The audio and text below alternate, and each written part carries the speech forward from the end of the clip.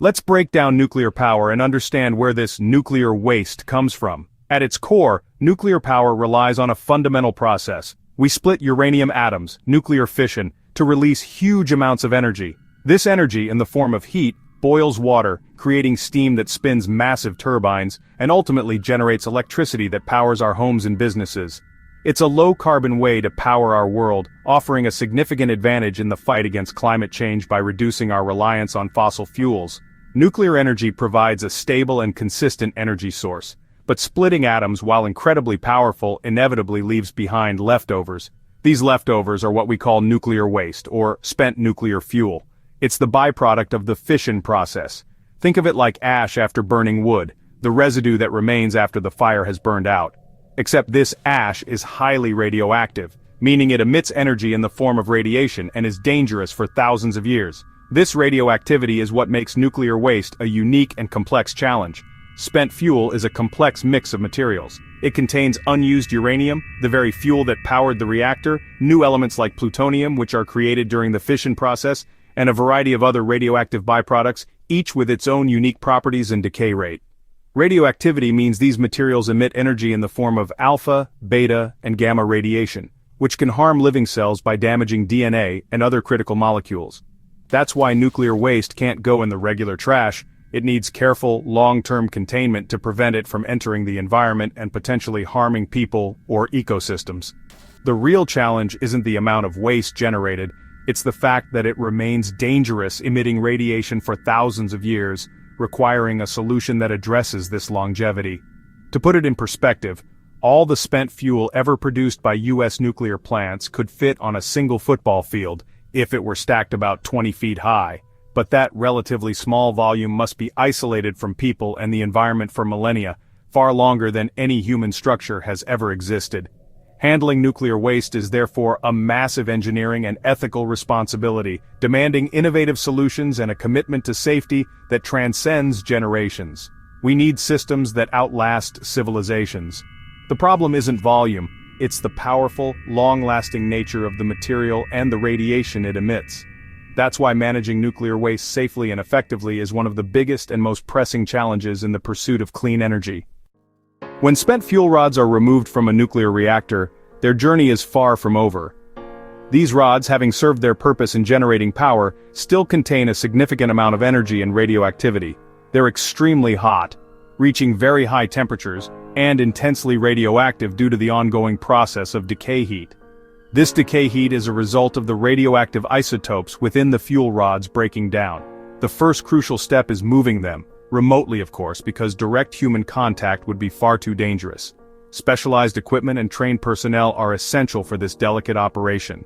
They are carefully transferred into deep, steel-lined pools of water. These pools are specifically designed to provide both cooling and radiation shielding. The water acts as a coolant, drawing away the intense heat generated by the fuel rods, and it also serves as a barrier, effectively blocking the harmful radiation. This makes the environment above the pool safe for workers to perform their duties, allowing them to monitor and manage the fuel rods without risk of radiation exposure. Fuel assemblies remain submerged in these pools for a significant period, typically 5 to 10 years. This allows for a substantial reduction in both heat and radioactivity. Over time, the radioactivity naturally decreases as the isotopes decay, and the water continues to cool the fuel, gradually lowering its temperature. Ever wondered about the mesmerizing blue glow you often see in photos of these pools? That's Cherenkov radiation, a visible manifestation of the intense energy being released and, importantly, safely contained within the water. It's a beautiful reminder of the power at play. These pools are not just simple containers, they are robust structures built to withstand a variety of potential disasters, including earthquakes and other extreme events. They also incorporate multiple backup systems to ensure continuous cooling and safety. However, it's important to remember that these pools are designed as a temporary solution. They are not intended for permanent storage of nuclear waste. Maintaining these pools requires constant power to run the cooling systems, continuous monitoring by trained personnel, and careful management of the limited space available. After a period of several years, the fuel's radioactivity and heat have decreased sufficiently, making it suitable for the next phase of its journey. The journey of nuclear waste is a complex and carefully managed process. Safe handling and secure storage are absolutely critical at every single stage, from the reactor to its final destination. The overarching goal throughout this entire process is to ensure the safety of both people and the environment, minimizing any potential risks associated with radioactive materials. Next, the fuel is prepared to move to a more passive and robust long-term storage solution, designed to safely contain the waste for decades to come. After cooling in pools, spent fuel is moved to dry cask storage, a passive, robust system. The fuel is sealed in thick steel canisters, then placed inside massive concrete casks for shielding. These casks use natural airflow to dissipate heat, no pumps or power needed. They're engineered to withstand earthquakes, floods, and even plane crashes. Once sealed, the casks sit on concrete pads at the plant, monitored, but requiring little maintenance. Dry cask storage is safe for decades, but it's still an interim solution. It's a long-term parking spot, not a permanent home. The search for a forever solution continues. The next step, deep underground.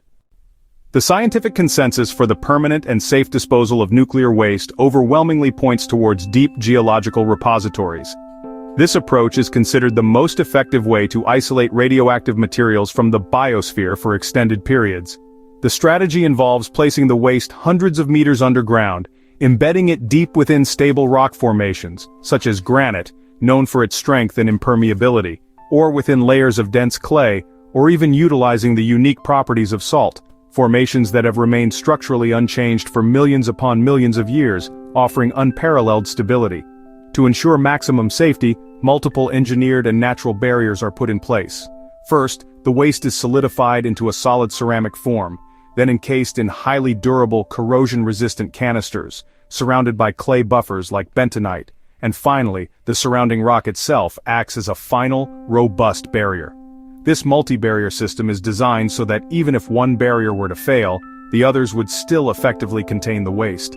Finland's Onkalo project represents a significant step forward, as it is slated to be the world's first permanent geological repository, featuring a network of tunnels spiraling deep into the stable granite bedrock. Once the repository is full, the tunnels will be permanently sealed, ensuring long-term isolation. Other countries like Sweden, France, and Canada are also actively pursuing similar deep geological repository projects. The safety and feasibility of this approach is further supported by natural analogs, such as the Oklo natural reactor in Gabon, which demonstrates that radioactive materials can remain safely contained within geological formations for billions of years. Deep geological repositories, therefore, offer a promising and permanent solution for nuclear waste disposal, but only if we can successfully build and manage them. However, the path forward involves more than just scientific and engineering challenges. It requires public acceptance, robust regulatory frameworks, and long-term political commitment. If deep repositories are the answer, why aren't they everywhere? Finding the right site is tough. Geology, water, and future safety all matter. But the biggest hurdle is public trust and consent. People don't want nuclear waste in their backyard. NIMBY on a geologic timescale. Finland and Sweden succeeded by working with communities, offering transparency, and giving locals veto power. The process is slow, but trust is essential for such a long-term commitment. Designing a warning for future civilizations is a challenge all its own. What if we could reuse nuclear waste instead of burying it? Reprocessing separates usable uranium and plutonium from spent fuel. About 95% can be recycled as new fuel. This reduces the volume and long-term danger of waste. Mixed oxide, MOX fuel, made from reprocessed material powers reactors in countries like France and Japan. But reprocessing is expensive, complex, and raises nuclear weapons concerns. Strict oversight is needed to prevent proliferation.